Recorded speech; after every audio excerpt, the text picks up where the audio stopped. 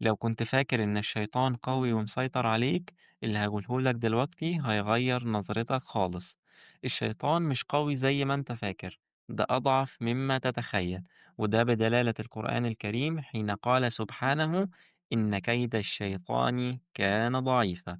يعني كل خطط الشيطان وكل مكره ضعيفة جدا. تعال أقولك إزاي تخلي الشيطان يندم إنه يوسوس لك تاني، وده بشوية طرق هنمشيها مع بعض. فلما يقولك اعصي ربنا، حاول تقوم تعمل طاعة كبيرة. لما يقولك ما تصليش في الوقت ده بالذات، تقوم تصلي وبخشوع زيادة. لما يقولك ازعل من حد أو خاصم حد، حاول تبعت للشخص ده هدية كبيرة. ولما يقولك انت فاشل، أكيد انت عارف إنك تقوم تشتغل على نفسك أكتر وأكتر. الشيطان ما بيقدرش يجبرك على حاجة، كل اللي يقدر يعمله يوسوس لك، وانت بإيدك تسمع له ولا لأ. وقوتك الحقيقية إنك تقول لأ، مش هسمع لك.